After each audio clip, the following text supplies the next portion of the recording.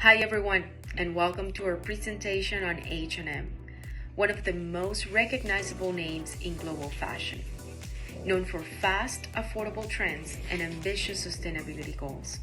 H&M presents itself as a leader in corporate responsibility. But what happens when the brand that markets sustainability is caught destroying new, unsold clothing? Today, we'll dive into a real ethical controversy that exposed contradictions between H&M's corporate messaging and its actual practices. We'll examine their corporate culture, stakeholders, and sustainability promises. Then analyze what went wrong, why it matters, and how the company responded. Let's take a closer look at a scandal that forced a global company to confront the true cost of fast fashion. H&M's 2017 Corporate Social Responsibility Report highlighted the company's ongoing commitment to environmental sustainability, including a stated goal to use only recycled or sustainably sourced materials by 2030. However, the same year, H&M faced significant ethical scrutiny when a Danish television program called Operation X claimed that H&M had destroyed up to 60 tons of unsold garments since 2013, including items with price tags still attached.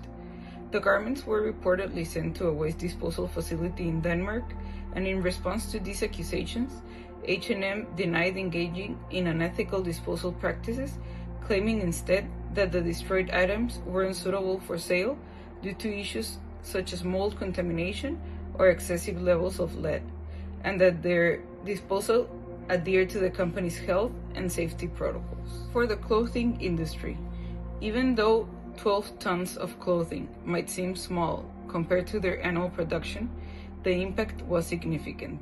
It damaged consumer trust, especially since H&M promoted itself as a sustainability leader, and it also revealed a larger issue in fast fashion: too much production, short-lasting clothes, and no plan for what happens to them after use.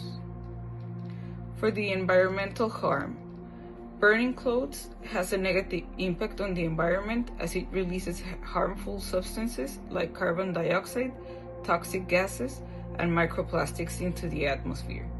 It also wastes valuable resources, especially since energy, water, and labor were used to make clothes that were never worn, not only damaging the planet, but also making producing clothing feel pointless.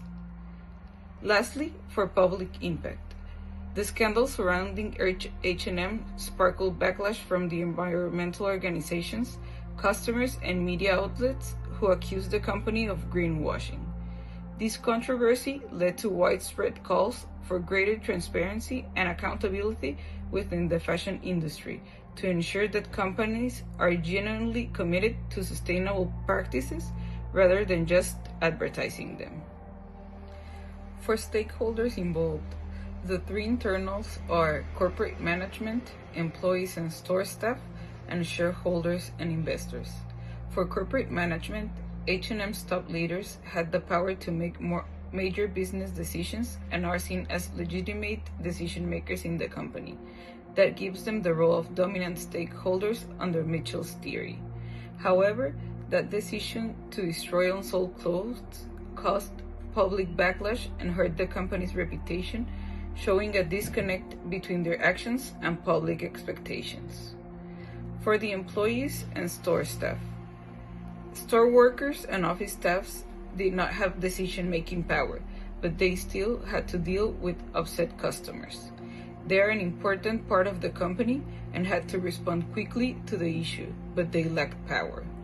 That makes them dependent stakeholders since they are affected by decisions but can't influence them much on their own. Finally, for the shareholders and investors. Investors put money into H&M and had a strong interest in the company doing well. They have both power and legitimacy, so they are also dominant stakeholders. They were concerned that the bad publicity could hurt profits and damage the brand, which could impact their returns.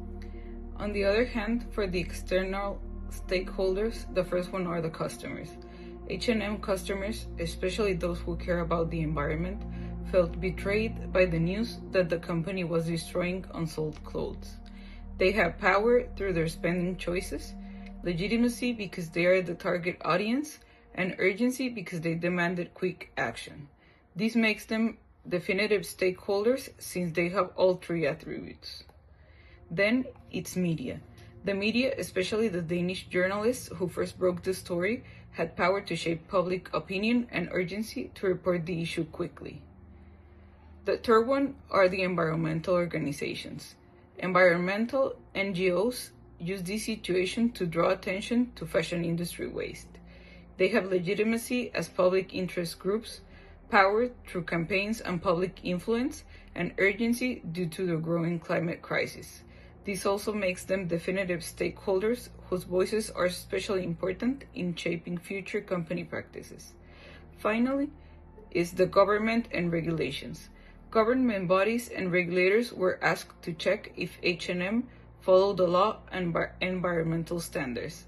They had power to enforce rules and legitimacy through their legal role. This puts them in the dominant stakeholder group. Even without his urgency, their influence couldn't be ignored. In response to the crisis, H&M promised to stop burning unsold clothes and donate them instead to charities such as New York Cares, which focuses on a variety of outreach programs. They also employed some aggressive marketing for recycling initiatives, such as in-store collection programs where you can bring your used clothes back into the stores.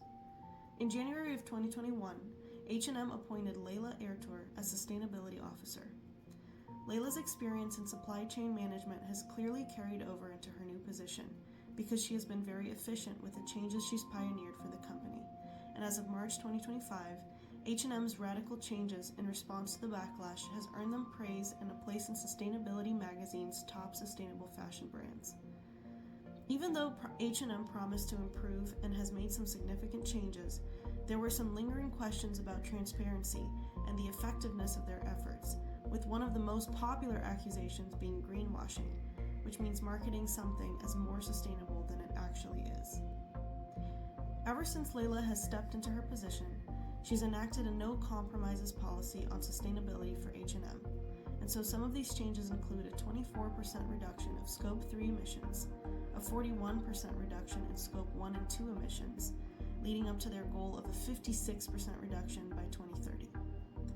As of 2024, 96% of its electricity is sourced from renewable options, and they're on track to reach 100% by 2030. Also, as of 2024, about 89% of materials used in H&M's products were recycled or sustainably sourced. And this, among other improvements, are what's earned them that spot as Sustainability magazine's top sustainable fashion brand. Talking now more about impact, even though H&M has made all of these great changes, earning back trust from the public is most likely going to be a bigger task for the company in the future. A lot of environmentally conscious consumers, in particular, felt misled by the company's sustainability claims, leading to questions about how honest these new changes actually are. There was also a lot of very impactful negative media coverage, such as reports highlighting $4.3 billion in unsold inventory, and the egregious environmental impacts of burning clothing, which obviously further destroyed public trust and opinion. If we look at the impact on inventory management, we can see that the crisis revealed inefficiencies in H&M's inventory management, with overproduction leading to a lot of unsustainable buildup of unsold goods. The crisis pressured the company to enhance demand forecasting, optimize production, and adopt more sustainable inventory practices. Impact on human resources management looked like rebuilding trust internally with its employees by reinforcing its commitment to sustainability and aligning its internal operations with its new ethical promises. We can also speculate that the controversy likely led to increased investments in research and development to develop innovative solutions for recycling and repurpose unsold clothing, and these efforts could have definitely helped to reduce waste throughout its supply chain. Under marketing communication, in order to rebuild trust with their customers, H&M invested in aggressive sustainability marketing campaigns.